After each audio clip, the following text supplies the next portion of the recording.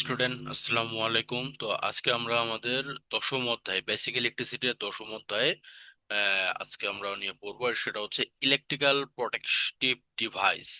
ইলেকট্রিক্যালের কি কি ডিভাইস দিয়ে আমরা ইলেকট্রিক্যালেরই অন্যান্য ডিভাইসকে প্রোটেকশন দিতে পারি। তো প্রথমত এইটার দরকারটা কেন সেটা হচ্ছে, ধরো তুমি তোমার বাসা বাড়িতে টিভি, ফ্রিজ, এসি আরো বিভিন্ন রকমের দামি দামি প্রোডাক্ট বা ইকুইপমেন্ট ব্যবহার করো। এখন শর্ট সার্কিট বা বজ্রপাত জনিত কোনো কারণে শর্ট হইতেই পারে, কোনো একটা লাইনে অতিরিক্ত ভোল্টেজ আসতে পারে। তো তখন তো সেগুলো নষ্ট হয়ে যাবে। তো এইগুলা থেকে নিজেদের বাসা বাড়ির জিনিসপত্রগুলোকে রক্ষা করার জন্য প্রোটেক্টিভ ডিভাইস ব্যবহার করা হয়। তো এই অধ্যায়টা যদি আমরা শেষ করি তাহলে আমাদের পরীক্ষা কমন পড়বে হচ্ছে 6 মার্ক। এই অধ্যায়টা থেকে ফাইনাল পরীক্ষায় যে 90 মার্ক থাকে সেখান থেকে 6টা। আর একটা কথা, দেখতে দেখতে কিন্তু আমাদের আজকে হয়তো 10টা পর্ব শেষ হয়ে 10টা এপিসোড শেষ হয়ে যাবে। আর ইনশাল্লাহ তোমরা তোমাদের বন্ধুদেরকে প্লে লিস্টটা শেয়ার করবে। আর এটাও বলে রাখি, ইনশাল্লাহ সামনে অন্যান্য সাবজেক্টেরও ভিডিও আসতে থাকবে। তো শুরু করা যাক। ইলেকট্রিক্যাল প্রোটেক্টিভ ডিভাইস এর হচ্ছে আজকের আমরা আলোচনা করব যে ডিফাইন প্রোটেক্টিভ ডিভাইস নিয়ে। প্রোটেক্টিভ ডিভাইসটা কি, তারপর হচ্ছে list of the different type of protective device, list of the different type of fuses, কি কি ফিউজ একটা বাসা ইন হাউস ওয়ারিং এর ক্ষেত্রে কি কি ফিউজ ব্যবহার করি, describe the construction and uses of renewable fuse. আচ্ছা, mention the different type of circuit breaker house wiring এর ক্ষেত্রে, তারপর describe safety against electrical hazard. Safety গুলো নিয়ে আমরা আলোচনা করব। List of the perform safety practice of for electrical equipment. Electrical ইকুইপমেন্টের কি কি সেফটি বিষয় আছে সেগুলো নিয়ে আলোচনা করব। তারপর হচ্ছে explain the meaning and using SP, ST, SP TT. তো এই জিনিসগুলো অলরেডি একবার আমি এই জিনিসটা অলরেডি বলা হয়েছে, তারপরও আজকে আরেকবার করব। তো আমাদের প্রথমে আছে প্রোটেক্টিভ ডিভাইস কি। আমাদের 1 নম্বরে ছিল প্রোটেক্টিভ ডিভাইস কি। তো সংজ্ঞা হচ্ছে যে সকল বৈদ্যুতিক যন্ত্র বা ডিভাইস বৈদ্যুতিক সার্কিট অথবা মানুষ এবং যন্ত্রপাতিকে শর্ট সার্কিট বা ওভারলোড, অতিরিক্ত কারেন্ট অথবা আর্থ ফল্ট ইত্যাদি বিপদ থেকে রক্ষা করে তাকে প্রোটেক্টিভ ডিভাইস বলে। তো আশা করি সংজ্ঞাটা ক্লিয়ার। এই জিনিসটার মানে একটু আগে যেটা আমি বললাম সেটাই কিন্তু এখানে বলা হয়েছে। সহজ ভাষায় যেমন বাসা বাড়ির দরজায় তালা নিরাপদ, তেমনি বৈদ্যুতিক লাইনও প্রোটেক্টিভ ডিভাইস নিরাপত্তা দেয়। ওকে।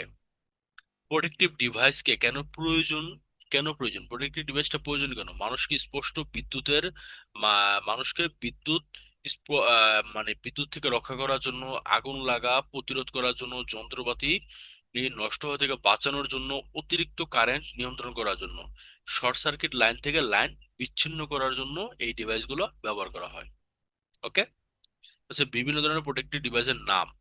1 নম্বর হচ্ছে আমার ফিউজ। এটা ওই কাজটা করে কি, অতিরিক্ত কারেন্ট গেলে শর্ট সার্কিট, অতিরিক্ত কারেন্ট গেলে সার্কিট বিচ্ছিন্ন করে দেয়। ফিউজের কাজটা হচ্ছে কি, বিচ্ছিন্ন করে দেবে। তার মানে কি, ফিউজ কিন্তু নিজেও নষ্ট হয়ে যাবে, ফিউজ নিজে পুড়ে গিয়ে অন্যকে রক্ষা করবে। খুবই দয়ালু বন্ধু। আচ্ছা, এমসিবি। এমসিবি এমসিবির কাজ কি, ওভারলোড এবং শর্ট সার্কিটে ট্রিপ করা। এমসিবির কাজটা হচ্ছে ওভারলোড এবং শর্ট সার্কিটে ট্রিপ করা। এমসিসিবি এমসিসিবির কাজ হচ্ছে বড় লোড সুরক্ষা দেয়। এমসিবি আর এমসিসিবির কাজটা একই, তবে এগুলো হচ্ছে 100 অ্যাম্পিয়ারের ওপরে যে কারেন্ট গুলো হয় সেগুলোর জন্য এমসিসিবি ব্যবহার করা হয়। যেমন বাসাবাড়িতে এমসিবি দেওয়া হয় কারণ বাসাবাড়ির লোড কম থাকে, আর ইন্ডাস্ট্রিয়াল ক্ষেত্রে এমসিসিবি ব্যবহার করা হয়। ইএলসিবি আর্থ লিকেজ থেকে রক্ষা করে, এটা হচ্ছে লিকেজ কারেন্ট যেটা থাকে সেটা থেকে রক্ষা করে। আরসিজিবি এটাও লিকেজ কারেন্ট শনাক্ত করে। তারপর হচ্ছে আইসোলেটর। আইসোলেটরের কাজ হচ্ছে সার্কিট আলাদা করে দেয়। আইসোলেটরের আরেকটা জিনিস আছে, সেটা হচ্ছে এটা হচ্ছে সার্কিটকে শুধু আলাদাই করবে তাই না, এটা প্রথমবার একটা ফল্ট হয়েছে। যেমন এমসিবির কাজটা কি, এমসিবি হয়েছে আপনার ওভারলোড হয়েছে, সাথে সাথে মানে নিচে পড়ে যাবে, নিচে সাথে সাথে মানে পড়ে যাবে, সার্কিট ব্রেকার একদম পড়ে গেছে, শেষ। পরে আপনাকে ম্যানুয়ালি যে উঠাইতে হবে। এমসিবিটা হচ্ছে ম্যানুয়ালি যে উঠাইতে হয়। আর আইসোলেটর যে জিনিসটা সেটা হচ্ছে এটা ম্যানুয়ালি উঠাইতে হয় না। এটা প্রথমবার পড়ছে, পরে আবার এরকম 0.3 সেকেন্ড পরে নিজে নিজেই আবার সার্কিট সঞ্চয় হবে। আবার পড়ছে, এরকম পরপর তিনবার ও নিজে নিজেই উঠবে।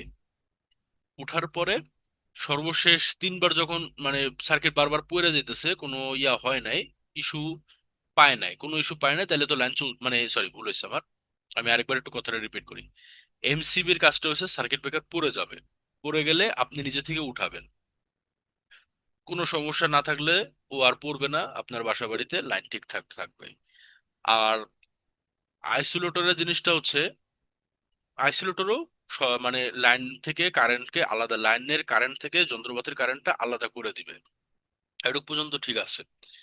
কিন্তু আলাদা করে দিলেও এটা আবার নিজে নিজেই অ্যাক্টিভ হবে, পরপর তিনবার মানে নিজে নিজে অ্যাক্টিভ হবে। যদি কোনো লাইনে ঝামেলা থাকে ও আবার পড়বে, আবার অ্যাক্টিভ হবে, যদি ঝামেলা থাকে আবার পড়বে। এখন কথা হচ্ছে, যদি প্রথমবারই ঝামেলাটা মিটে যায়, মানে প্রথমবারই ও পড়ছে, ও উঠে গেছে, লাইনে কোনো ঝামেলা নেই, কারেন্ট চলতেছে, আপনার কোনো হাত দেওয়ার দরকার নাই, মানে জিনিসটা হয়তো আমি আপনাদের ঠিক করে বোঝাতে পারতেছি না। এই ধরনের একটা লাইন আর এই একটা লাইন, তো এমসিবি এখানে আইসোলেটর লাগানো আছে, তো আইসোলেটর প্রথমে এটা তো কাট আপ করলো, লাইনের সমস্যা হয়েছে, কাট আপ করছে। তো এরপরে ও নিজে নিজে লাইনটাকে আবার মানে আবার একা একাই সক্রিয়ভাবে লাইনটা চালু হবে। চালু হলে যদি সমস্যা না থাকে তাহলে তো লাইনটা চলতেই থাকবে। আর যদি সমস্যা হয় তাহলে মানে ওই পড়ার সাথে সাথে 0.3 সেকেন্ডের ভিতরে যদি সমস্যা হয় তাহলে আবার এটা কাট আউট করে দেবে। এইভাবে তিনবারও পরপর কাজটা করবে, যদি এই তিনবারেও সমাধান না হয় তাহলেও আর লাইনটাকে জোড়া লাগাবে না, একদম কাট আউট থাকবে। এটাই হচ্ছে এমসিবির কাজ, এই সরি আইসোলেটরের কাজ। তারপরেও যদি আপনাদের বুঝতে সমস্যা হয় কমেন্ট করে জানাবেন, ইনশাল্লাহ ডেডিকেটেড ভিডিও একদম মানে স্যাম্পল সহ বুঝাই দিব। আচ্ছা, তারপর হচ্ছে রিলে। রিলে কি, এটা হচ্ছে ত্রুটি শনাক্ত করে।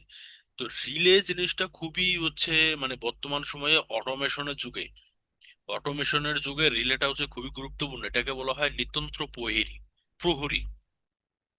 এটা এটা একবারে লাইনটাকে বিচ্ছিন্ন করে একটা রিলে, যদি পুরো একটা রিলের দাম কয় টাকা হয়, কিন্তু রিলেটা খুবই দামি একটা জিনিস, ত্রুটি শনাক্ত করে নিয়ন্ত্রণ করে দেয়। রিলের কানেকশন যদি আপনারা জানতে চান কিভাবে রিলের কানেকশন করে, সেটাও দেওয়া যাবে, সমস্যা নাই। আচ্ছা, তারপর হচ্ছে কি আমাদের সার্কিট ব্রেকার। সার্কিট ব্রেকার এটা তো স্বয়ংক্রিয়ভাবে লাইন বন্ধ করে দেয়, আমরা সবাই জানি। তো এটা গেল, এবার হচ্ছে আর এই সবগুলার আরো বিস্তারিত, মানে এখন তো শুধু সংজ্ঞা আর বইয়ের ভাষা শুধু পড়ানো হয়েছে, যদি চাকরি ক্ষেত্রে আরো বিস্তারিত জানতে চান সেটাও কমেন্ট করে জানাবেন, ইনশাল্লাহ ভিডিও করা হবে। হাউস ওয়ারিং এ ব্যবহৃত ফিউজের প্রকারভেদ, হাউস ওয়ারিং এ কিরকম প্রকারভেদ গুলা মানে কি কি ফিউজ গুলা ব্যবহার করা হয়? এটা হচ্ছে রিনিউয়েবল ফিউজ, এটা সবচেয়ে বেশি ব্যবহৃত হয়। কিটক্যাট ফিউজ নামে পরিচিত, কার্টেজ ফিউজ, এটা হচ্ছে সিল ফিউজ করার ব্যবহৃত। তারপর হচ্ছে এইচআরসি ফিউজ, এটা হচ্ছে হাই রিপুটিং ক্যাপাসিটি ফিউজ। তারপর হচ্ছে ডি টাইপ ফিউজ, এটা হচ্ছে ইন্ডাস্ট্রিয়াল কাজে ব্যবহৃত হয়, ডি টাইপ ফিউজ। তারপর হচ্ছে রিনিউয়েবল অথবা রিওয়ারেবল ফিউজের গঠন ও ব্যবহার। এটা হচ্ছে গঠনটা হইতেছে হলো ফিউজ ক্যারিয়ার, ফিউজ ওয়্যার থার্মালে একই সাধারণ টাইপেরই তৈরি হয়। কিভাবে কাজ করে, যখন অতিরিক্ত কারেন্ট প্রবাহিত হয় ফিউজ গরম হয়, গলে যায় ফিউজ, এটা স্বাভাবিক। কিভাবে কাজ করবে, অতিরিক্ত গরম হলে ফিউজটা কি করবে, গলে যাবে, সার্কিট থেকে বিচ্ছিন্ন হবে। ব্যবহার কোথায় হয়, বাসা বাড়ির ওয়্যারে ব্যবহার হয়, ছোট লোডে ব্যবহৃত হয়, ফ্যানে ব্যবহৃত হয়, লাইটের সার্কিটে ব্যবহৃত হয়। সুবিধা, দাম কম, সহজে পরিবর্তন করা যায়, সহজ গঠন। অসুবিধা, বারবার তার লাগাতে হয়, খুব নির্ভুল হয়। হাউস ওয়ারিং এ ব্যবহৃত circuit breaker, house wearing a যদি সার্কিট ব্রেকার গুলো যেগুলো আমরা ব্যবহার করি সেটা কি, এমসিবি ব্যবহার করি, কম্পিউটার জন্য একই জিনিস, একই। আর সিপিও, এমসিবি আর আরসিবি একসাথে। ইলেকট্রিক্যাল হ্যাজার্ড থেকে নিরাপত্তা পদ্ধতি, নিরাপত্তার নিয়ম, মেন সুইচ বন্ধ করে কাজ করতে হবে, ভেজা সুইচে ভেজা হাতে সুইচ ধরবে না। আচ্ছা, ইলেকট্রিক্যাল হ্যাজার্ড থেকে কিন্তু নিরাপত্তার পদ্ধতিটা কি, মেন সুইচটা আগে বন্ধ করতে হবে, তারপর সে ভেজা হাতে সুইচ ধরবে না। ইন্ডাস্ট্রিয়াল টুলস ব্যবহার করতে হবে, আর্থিং থাকতে হবে, ক্ষতিগ্রস্ত তার বা কেবল ব্যবহার করা যাবে না।